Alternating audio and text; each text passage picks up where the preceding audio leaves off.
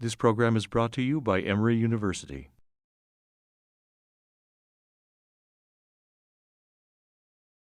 I'm Ivan Karp, obviously, and I am the NEH professor. I'm trained as an anthropologist, as a social anthropologist, and I did my initial research work in Kenya, where I did research off and on for over 30 years, working on African belief systems, systems of thought. I don't use the word religions because I think that religion is a culture-bound concept in certain kinds of ways, but I did a series at Indiana University Press called African Systems of Thought. I've written on social organization, social change, ritual, symbolism, gender, performance in various kinds of ways. One of my best-known articles is, for example, entitled Laughter at Marriage, and explores the problem of why women laugh in what is not the happiest gender situation of marriage in some ways. But anyway, in addition to that, I've worked on problems in the history of social thought and on museums and society. I was a curator, in addition to teaching at various places, Colgate University, Indiana University. Emory, I was a curator at the Smithsonian Institution for 10 years and worked with the Rockefeller Foundation on a series of conferences and volumes in which we tried to transform our notion of what representing cultures and museums were and what were the relationship between museums and society. So there are 3 books: Exhibiting Cultures,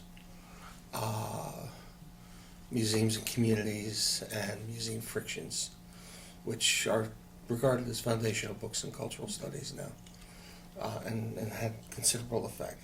And at Emory, I've been the director of the Institute of Liberal Arts, the director for the Center for the Study of Public Scholarship until last year, ran a Rockefeller Foundation project, which brought, in association with a group of South African universities, which brought South African scholars together.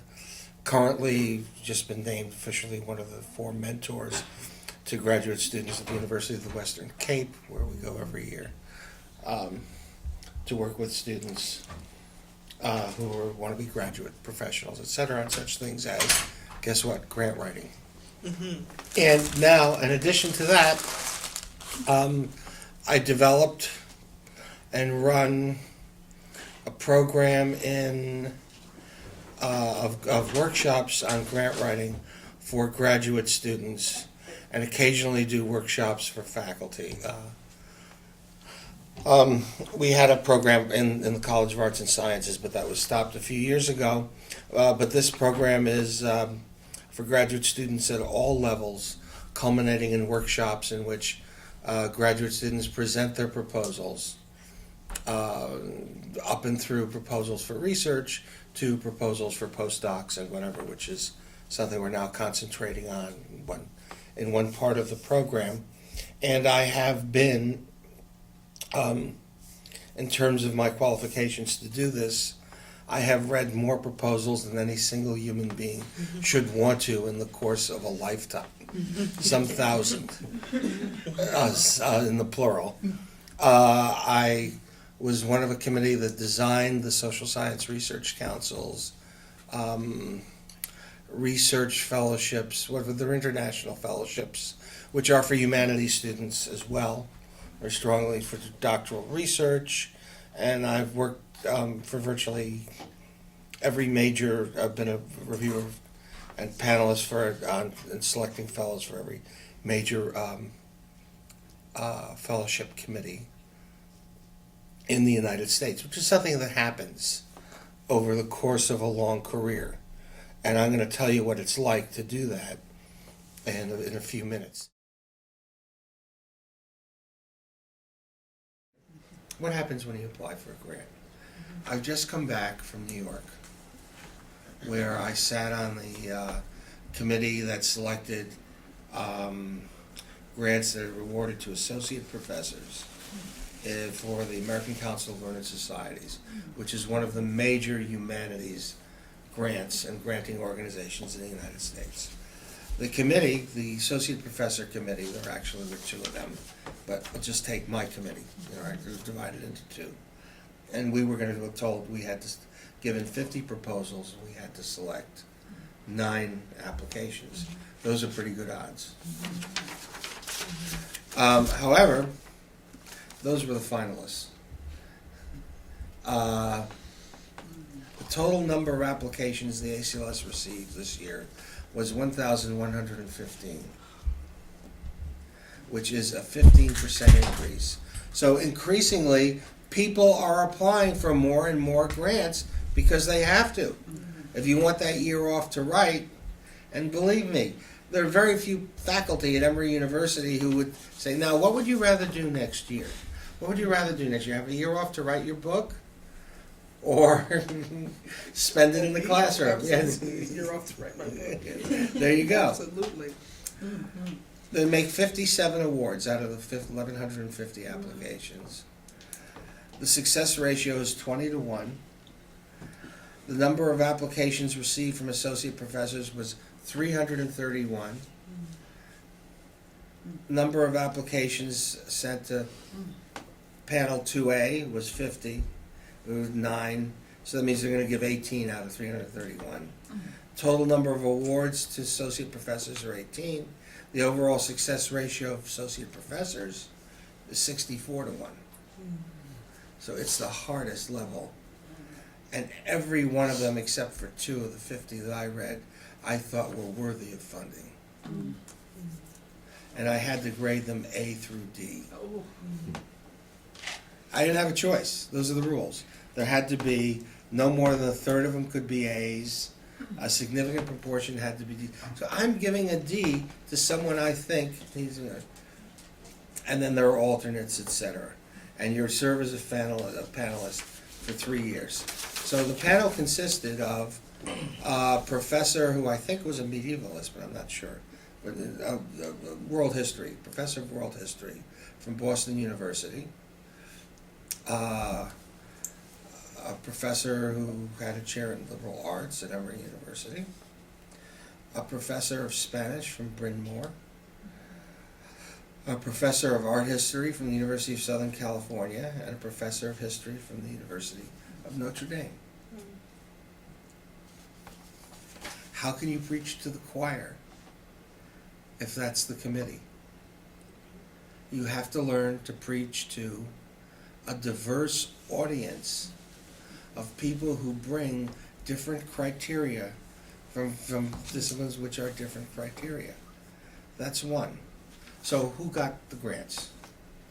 This is public now, so even though this is confidential, I can read the titles. I feel really confident. The first grant was entitled "The Strange History of the American Quadroon, 1700 to the Present." So that was an African-American history project.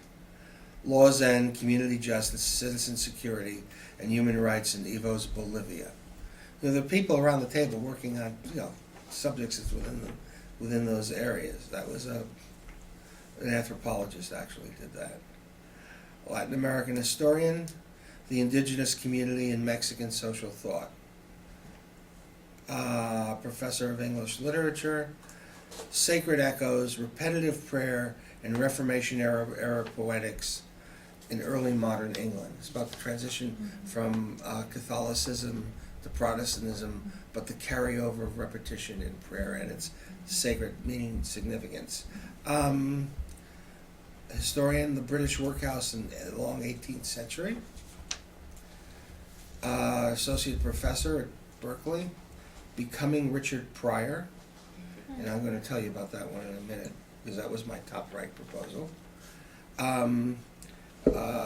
Another historian, Living Through the Inquisition, Jewish Converts and Inquisitorial Culture in Early Modern World. A medieval historian, The Culture of Penance in Late Antiquity. Professor of English, Translation, Salvation, Education of the 13th Century. And I'll read the first two. Professor of English, Foreign Correspondence of, these are alternates, Victorian War and Opinion Culture, and The Political Economy of Archaic Greek Coinage, Lesbos, Samos, Euboea. I guess. I don't know how to pronounce it. All right? Then the other two, we might as well get through all the titles. Reading Photography's Viewers, Recognizing Visual Politics in U.S. Public Culture. And then finally, Dark Mirror, Jews, Vision, and Witness in Medieval Christian Art and Art Historian. Look at the diversity of range of topics that you are asked to read if you were a reviewer. So how do you judge a proposal? I mean, how many of you know something about each of those topics? The answer should be 0. Yeah, isn't it? I don't either.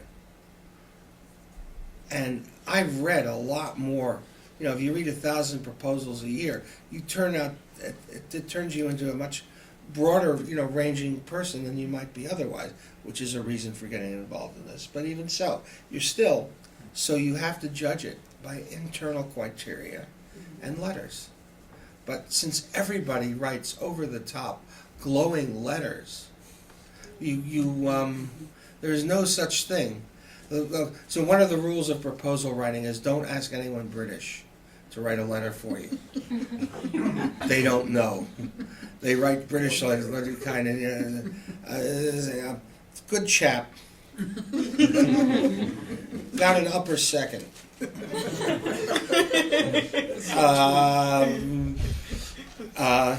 Knows his stuff. Sincerely yours. Yeah. But it's a world of understatement. Letters circulating in a world, in the American setting, of overstatement.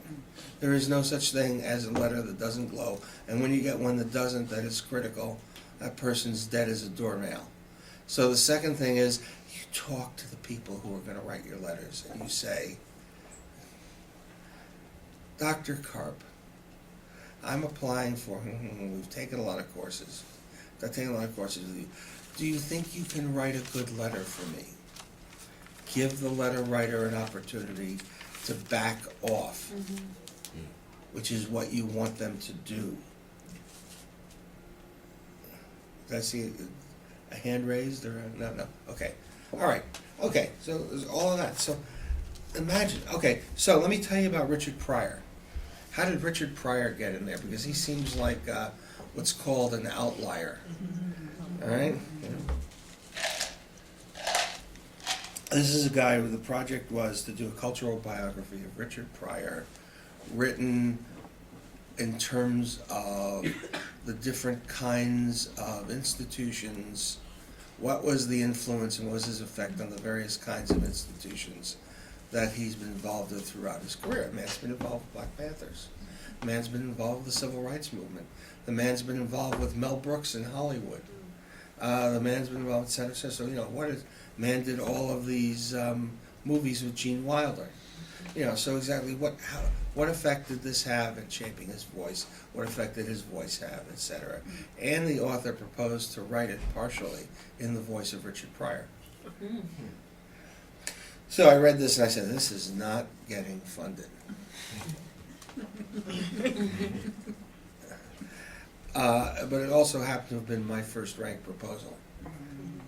And this is the kind of thing that happens in grant proposals. So it's fine. Some people liked it. Over half the committee liked it a lot. And some people ranked it very, very poorly. But there were enough high-ranking votes to get it into the discussion. Because, what happens is, with 50 grants in one day, unless you had one A vote, you didn't get discussed. Unless someone wanted to resurrect you. And then you got put onto either no, fund, or discuss list. Then you came back to the discuss list. And whatever. So coming back to it, each sort of been eliminated from the discussion. And you will have an opportunity. Everybody has an opportunity to resurrect a proposal. So suddenly at the last minute I resurrected Richard Pryor. Believe me, people wanted to get out of the room at that point, but there were also people who thought it was really good. He got funded. But it's the kind of horse trading, too, that goes on. So you need to write a proposal that will catch someone's attention and make them your advocate. And now here's the most important thing. Just as you're leaving. Sorry. I can wait. Pardon what? I just want to wait. You'll be right back. Yeah, I'll be right I'm teasing you. I'm teasing you. All right. Here is the most important thing. Tell her when she comes back. Here is the most important thing that I have to say in this whole sort of presentation, which is a proposal is a work of rhetoric. I mean, what's a work of rhetoric? A speech is a work of rhetoric. A sermon is a work of rhetoric, for those of you in religion. A research report is a work of rhetoric. A scholarly monograph is a work of rhetoric. A proposal is a work of rhetoric that is a rule-bound activity. That is, you know, the famous character in Moliere who was amazed to discover he'd been speaking prose all his life. All right, well, you have not been speaking proposal all your life. It has its own rules, and it is not the rules of the research report. It is the rules of the proposal. So how you present research is not the way you present a proposal. When you write a proposal, when you write a research report, or you write a paper, or nor is it even the rhetoric of the student paper, which usually is very work focused, specific individual work focused. When I write a paper, particularly a student paper, I would write a paper, I would say, I've been very influenced by the work of Ivan Karp, whose phenomenal work on museums has demonstrated the following, and I want to apply it in the following way. And by the way, this isn't displayed in the work of this other guy who I'm going to criticize. So you usually set up 3-4 works. Sound right? Wouldn't get you a grant because you wouldn't be demonstrating your knowledge of a field.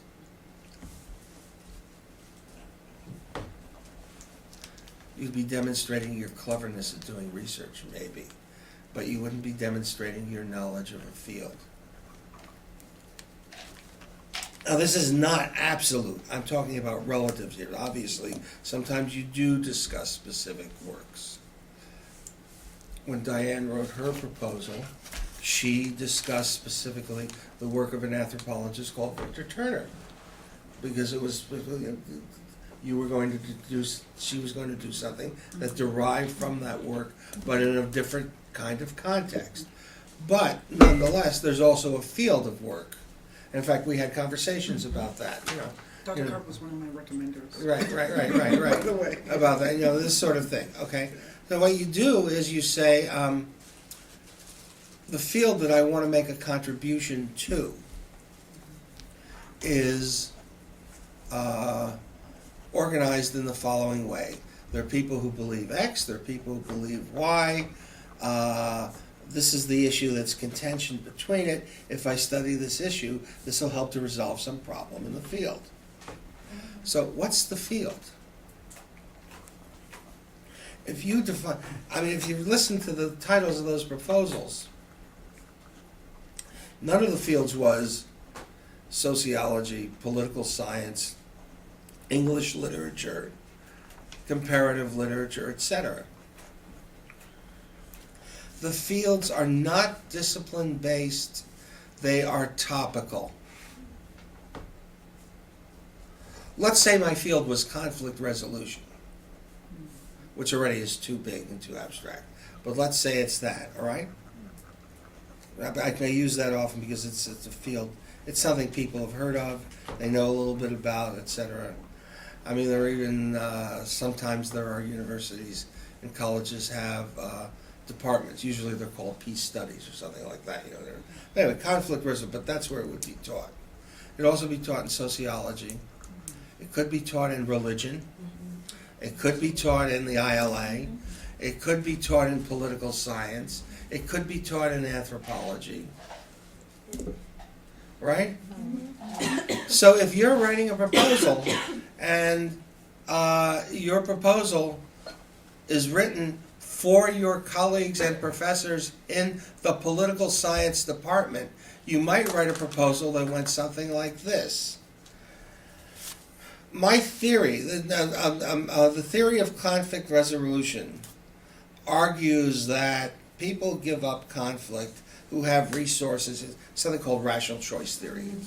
I think of it more as a disease than a theory. But anyway,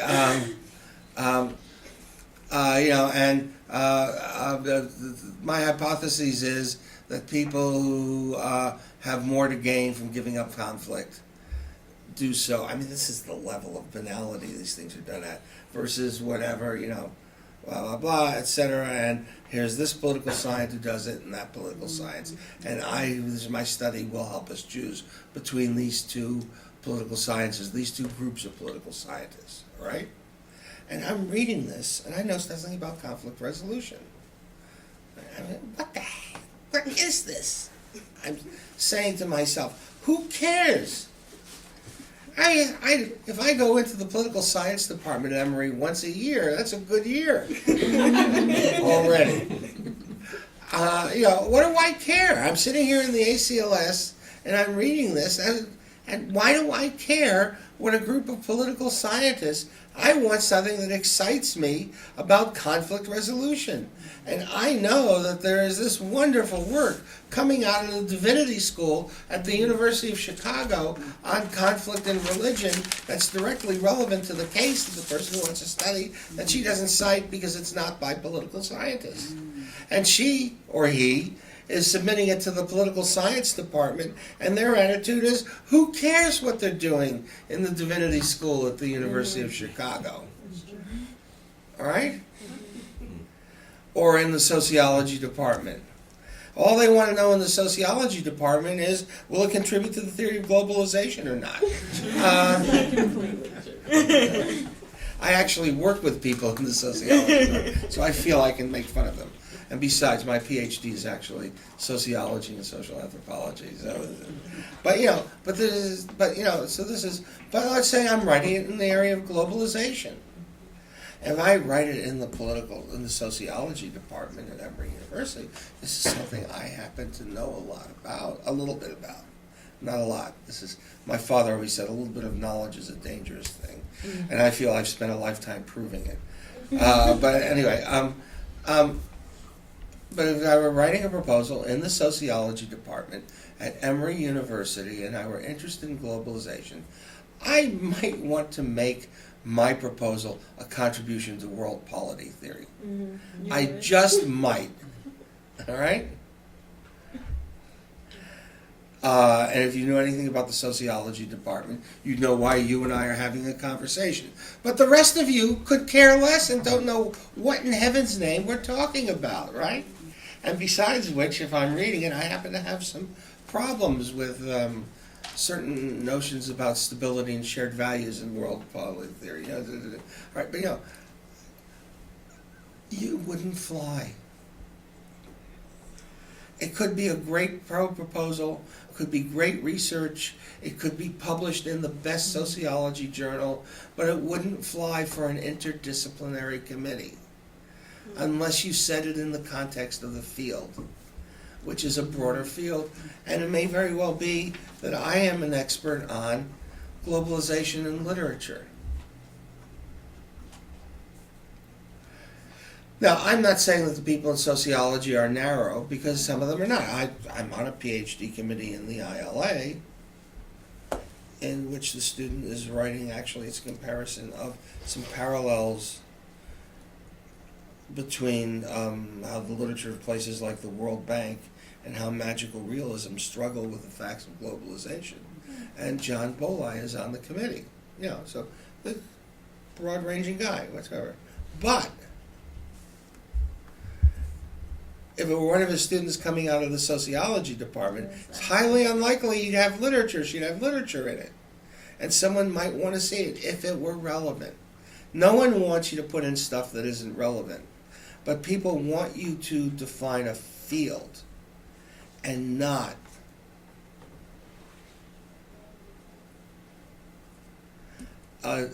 tell you about a discipline. All right, So what I'm saying here essentially is, one, a proposal is a work of rhetoric. Two, one of the rules of rhetoric to which a proposal has to conform is you have to show the command and mastery of a field. And you show that command and mastery of a field by demonstrating that there is something within that field to be done. There is a language for that, and it's called filling a gap. Which means, something hasn't been done, we can do this, we can show it hasn't been done, etc. But it's a necessary. You're familiar with the distinction between something which is necessary but not sufficient, right? It is a necessary claim, but it is not a sufficient claim. Can I contribute here? Just Sure, one second? please. That was my major mistake in the proposals I had written before Really? taking Dr. Karp's Yeah. class. And that was something that really stuck with me, because I really believe that it was really important to state up front that this is new. This hasn't been done before. And what I learned in Dr. Karp's workshop was, so what? Yeah. Okay, good, but so what? Why should we fund you to do this? And so that I just wanted to contribute to that, because that was a huge aha moment for me in learning how to write grants. I once gave a seminar at Emory University in Uganda. And the professor became a very good friend of mine, a wonderful person, and a great scholar, but was British. I leaned back in his chair and he said, "Ivan," he said. I was young. I didn't even know how to write a proposal. "Ivan," he said, "so what?" And I babbled for 5 minutes. Just babbled. You've got to pass the so what test. And the first level is filling a gap, usually.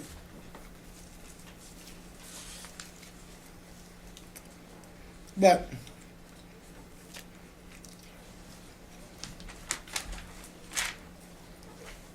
the second level is demonstrating that the gap you're filling, or the theories you're reconciling, or no one has doing something that hasn't been done. Although there's a certain kind of research where you replicate things, but that's much more likely to be important in the bench scientists.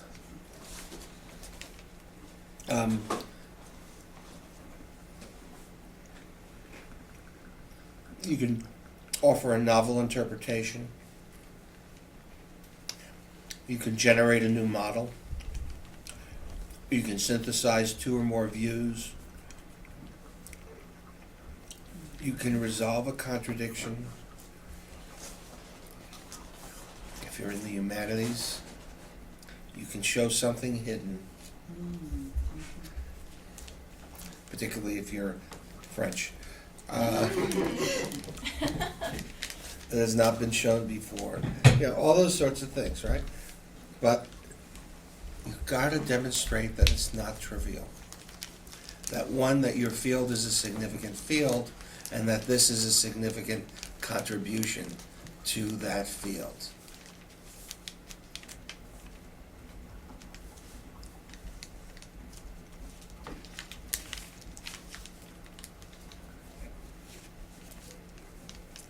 Otherwise, you're dead in the water.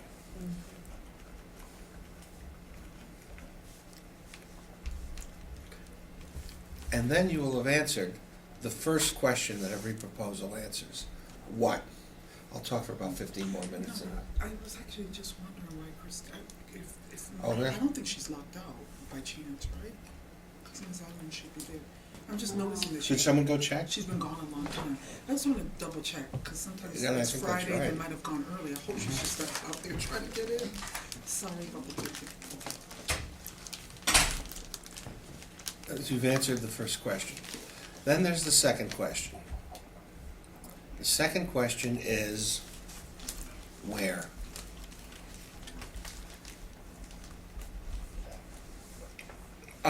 Did someone go and get the packets? Oh, they all got them. Yeah, Mhm. this is in the packets. There's a description of this in the packets. So, and also the graduate school provides a lot of material. Their website is terrific. There are search engines to find out other grants to apply for. You can get at them through the website, particularly if you're on campus. Some difficulties if you're off campus. Anyway, and the where has to do with the time, the place. You'll find it's called Components of a Successful Proposal. I think it's on top, actually. Or maybe not. But it'll be in there. About the time, the place, or the form or context in which you're doing the research. I want to do research on conflict resolution. And it turns out that there are these really good theories of conflict resolution. Two of them. But they're contradictory. But if we really looked at them in the context of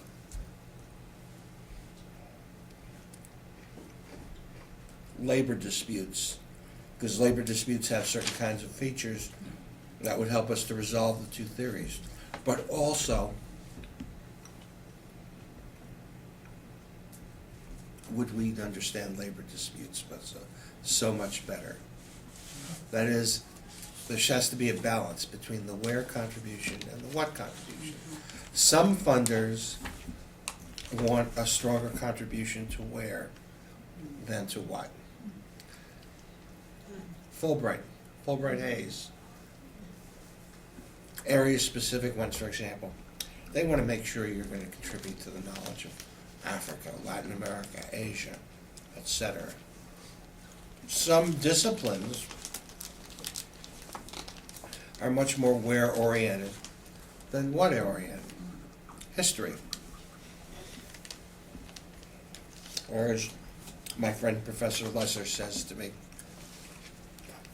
Ivan, we don't do theory in history.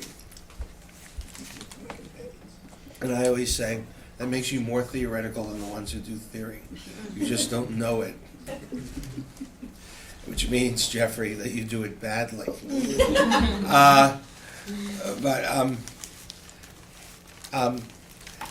When we fight on the Fulbright committee together, so there's always a balance one way or the other. And you go one way or the other. But you have to demonstrate the same level of competence and knowledge with respect to the where as you do with the what. So, the argument can be, look, I'll give you an example of a meeting I had yesterday with a student who's interested in video documentation and Southern studies. And he wants to do a study of a South Carolina mill town that no longer has its mills. And we're talking about how do you justify and write a proposal for it. And he's really good. I mean, it's Chester, South Carolina. This poor place has lost everything. And, he says, he's from Chester. I mean, he's a real passion for this. And he really didn't want to talk. He said, I don't know what's going to happen. No one knows what's going to happen in this place. They're all gone. 50 years ago or 60 years ago, there was no industry in Chester. And now there is no industry, and now there are no jobs.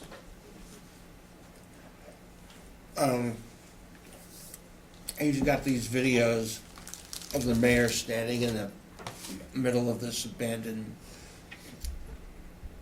I assume it's a textile mill, whatever, and talking to people and various things. And I said, well, The process here is called deindustrialization.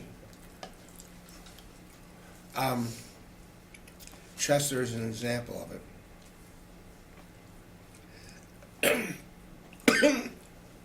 Excuse me.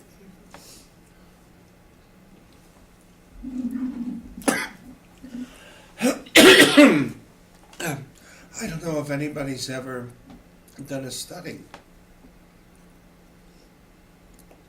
of a community sense of identity and what happens when you lose everything as a result of deindustrialization.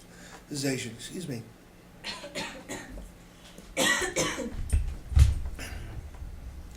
But I do know that people have done studies of what happens to the sense of community identity as the result of industrialization, particularly when the industry is here and people live here.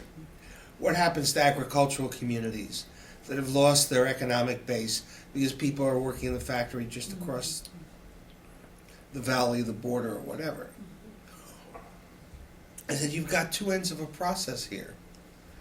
Why don't you set it in the context of this literature and show you're making a contribution to this literature just as you're documenting, i.e. filling the gap. See, that's a fancy word for filling the gap, is documenting. And doing it in a way that no one else has done, because what he wants to do is to use, he wants to film interviews with people and then get people to talk about the interviews he's filmed and film that. He wants people to use objects as ways of remembering things, whatever. So here is a way of saying, I'm going to be able to document this, what's happening in the South, particularly in the small town South, in a way that people haven't before, so we can truly understand the experience. And he's particularly interested in the loss and pain. There's a great deal of trauma here. But I'm saying, okay, but here's another area that it's contributing to. Let's get the two together. Now you've got a what and you've got a where. But what he doesn't have now that he has to get is a how. That is what's pretentiously called methodology. One of my least favorite words. And our sociologist is smiling. It's one of her department's favorite words. Right.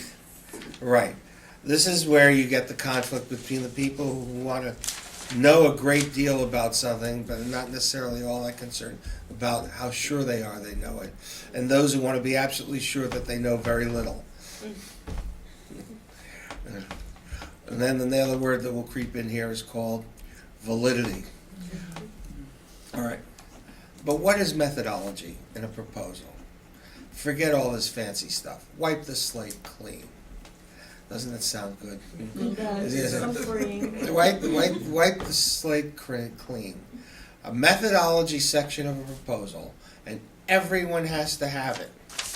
Even those of you in religion and literary studies, okay, has to have it. Tells you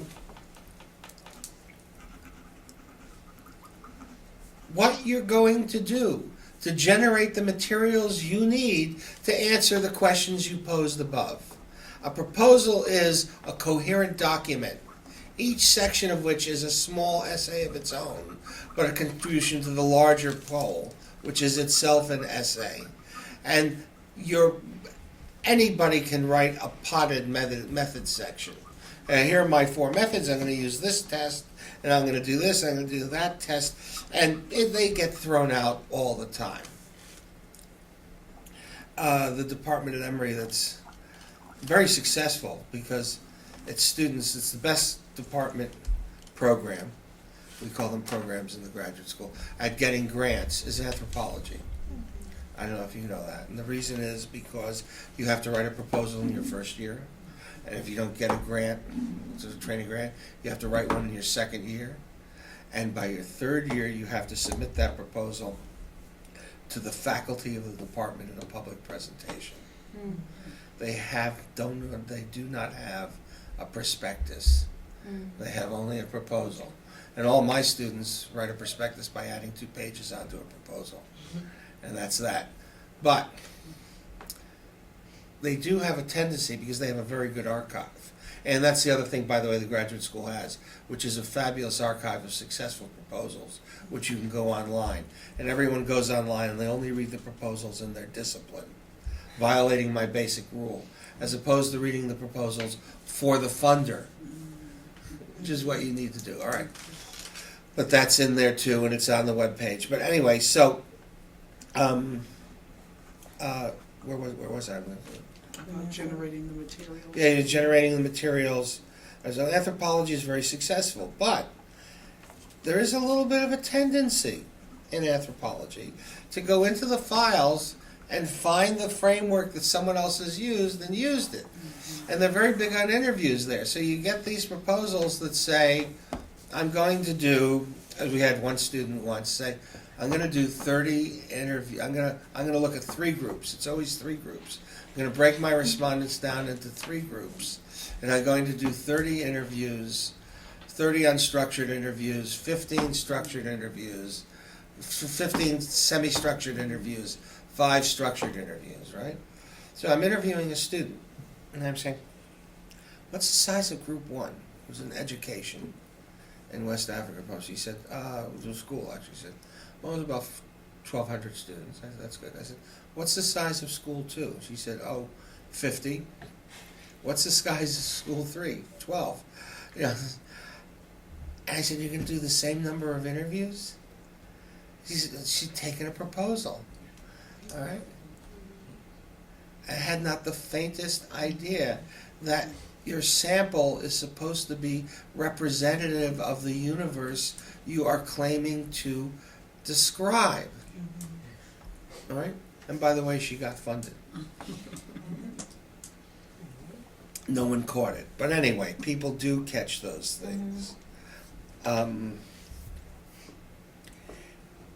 I've had colleagues of mine from the sociology department sit on the Fulbright committee and take out a piece of envelope and scribble something on the back and say something about degrees of confidence. And as I say, you don't have half the number of interviewees you need. Well, they get funded in anthropology, but they don't know that. Your methods have to be appropriate to what you're trying to do. They are a description of how you generate materials. The materials resolve the problem. All right? So therefore, the methods section of every proposal uses things that people know, that are shared, but put them together in a way that is unique, related to that project. And it tells you 3 things. What are your data sources? In other words, what are you going to look at? I'm going to look at 3 novels. I'm interested in the idea of the social ethic in Hemingway. So I'm going to look at The Sun Also Rises, something else, and something else. All right? I'm using a literary project deliberately. So even that, it tells you your data collection methods, which in this case may be, I'm going to make notes in the margin of the book. I don't care what it is, you know. And then it tells you what you're going to do with the materials that you have worked with. If you're working with, let's say you're working with different kinds of materials. Ideally, I'm working in archives. I've got letters. I've got official memoirs, and I've got novels that describe the same stuff. If I can use these as different vantage points and arrive at the same conclusion, which means I have to break this down into different aspects and look at it, and show how I'm winding up, then by the way, I've proven something. It's called triangulation. But, the point is that I need to show what I'm going to do with the materials in order to arrive at conclusions about the materials that will answer the questions that I asked to begin with.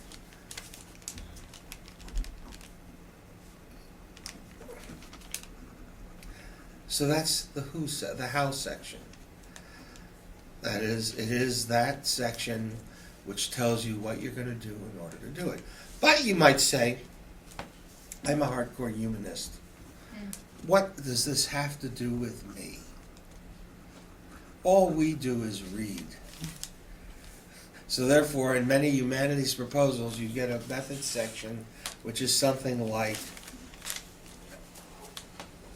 I will do close reading of text, and doesn't define close reading, giving you the distinct impression that by close reading they mean something you do with a magnifying glass. Close reading is a theory of how texts are put together that argues that you do not need to look at context, but whose internal organization. So that if you read Andrew Marvell's poem to his coy mistress, we had but world enough in time, etc. It's a poem about sexual coupling, congress, in which a variety of experiences, including the melding of Christ and etc., is used as a series of metaphors in the form of a seduction. But it's really also a theological poem as well. And you can do this, through a close reading. All right? That's a highly disciplined, highly skilled, highly specific activity. But so in the humanities, how do you describe your methods? Since you're not going to do a survey, you're not going to do content analysis, you're not going to do, in other words, you're not in a field that has a lot of names. In fact, you may very well be in a field, or at least you may very well be in a program in which they say to you, we don't have methods. That's fascism. It was one of the ideological tenets of post-structuralism is that there are no methods. All right?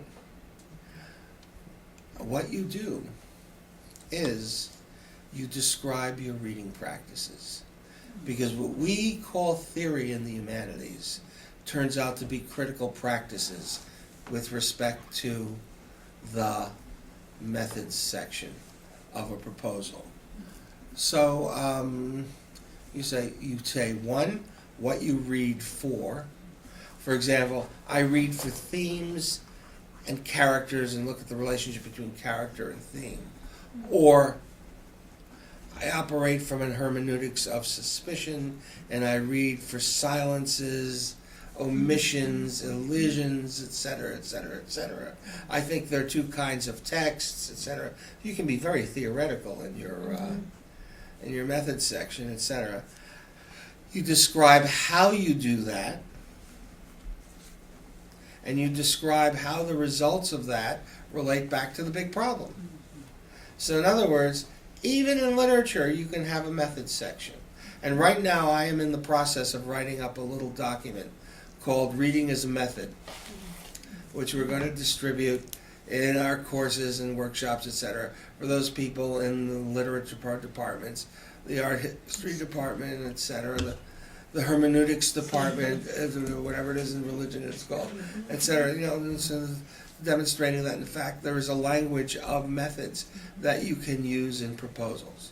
Then finally, a proposal has one final section, which is not so tightly connected, which is what I call the who section, which is me, the writer of the proposal. Excuse me. Sure, go ahead. To part, but I want to thank you for coming out and Oh. talking to the other young guy. Daniel had told us that he couldn't stay long, and I know you stayed longer than, and we told him to come. I understand this. Yeah. Sure. We're just Okay, glad to thanks see for you. coming. Yeah. Thank you. All right. So the who section is primarily about qualifications, but it also is a way of presenting yourself. But you don't present yourself biographically. That's the first error of most who sections. There may be some grants where you do, but by and large you don't. You present yourself as someone who has engaged in the kind of work that you need to do that will make you the person who can do the research.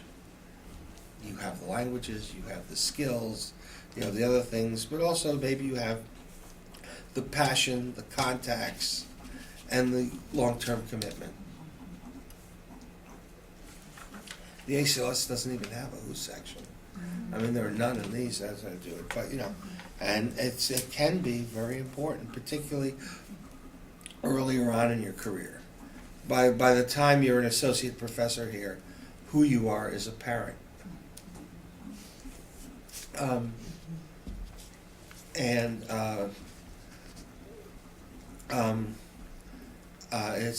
It's not nearly so much an issue.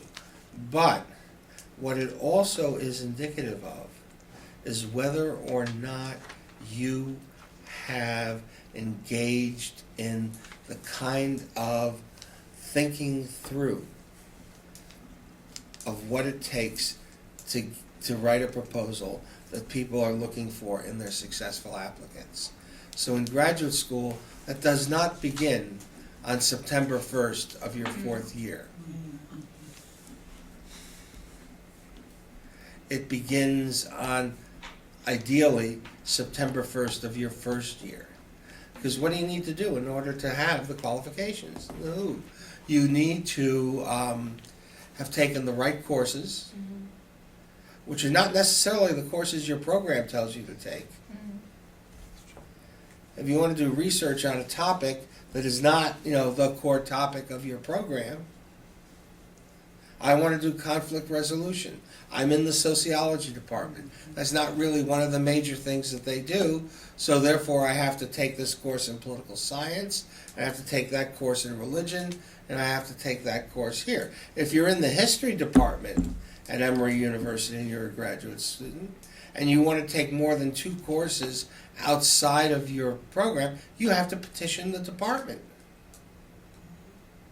And my colleagues in history say, oh, we let everyone who petitions us do that. And the graduate students say, they don't let anyone do that.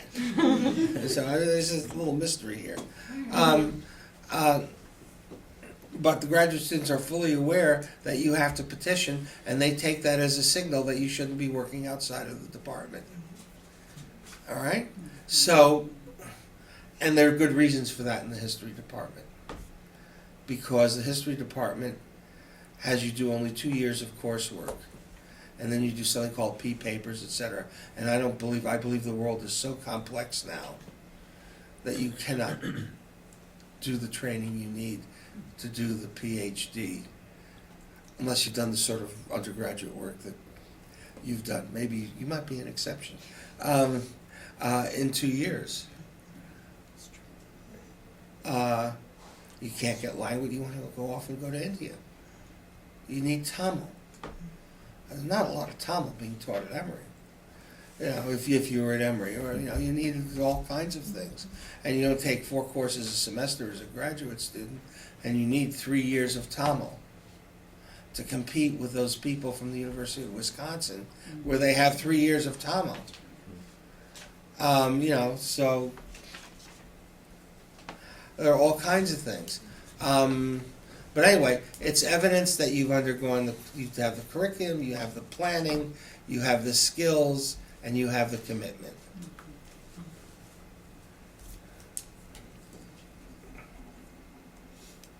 So, but it is written in light of whatever it is that is the project, but it's not, I'm going to generate.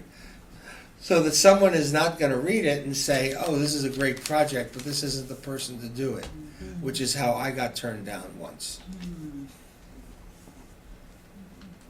And rightly turned down. Sort of wrote a little arrogant proposal in my first year out, in which I said, well, you people funded me before, give me some more money, so then you'll be sure that research, I'll be able to publish the research and you'll look good, or something really stupid like that. And you know, you do all those things, and of course you're guaranteed to get funded.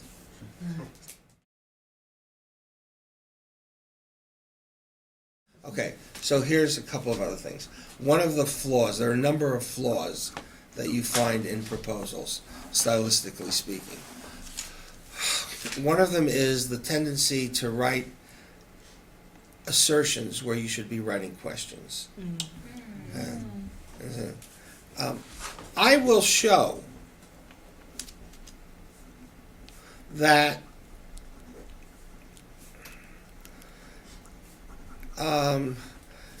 because of statist tendencies, the indigenous community in Mexico has been defined as the following. Or not even I will show. Because of statist tendencies, the indigenous community in Mexico has been defined as the following. So why do we want to give you money if you know it already? Right. Oh yeah, so one of the first things we advise people to do is to read their proposals, at least one draft, with the following question, with only one question in mind. Am I making assertions that should be questions? And we tell people they should put next to them a little page to turn assertions into questions. That's one. Secondly, this is mine, watch out for weak verbs, particularly in the method section. My least favorite verb is inform. This study will inform. What the hell does that mean? Yeah. To inform someone means to let them know about something. So I'm going to give you $30,000 so you can let someone know about something. Surely there's a stronger relationship between my money and your research and the topic than that. Yeah. All right? So check your verbs. And your verbs are important descriptors of the relationships that you are proposing to establish between terms, concepts, material, data, etc. And then the third problem that's inherently problematic, and this is true in the methods section, the other sections, is the laundry list. In the methods section, this is coming in methods first. I will conduct a survey. I will do interviews. I will.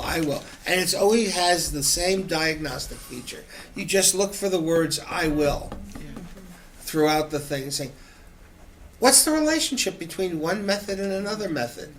Why is this person proposing to do 6 things, and what in her mind is the relationship between it, or his mind? Or in the what section or the where section, study 1 says this, study 2 says this, study 3 says this, study 4 says this. Whereas what you should be looking at is tendencies and trends rather than specific studies. The preceding program is copyrighted by Emory University.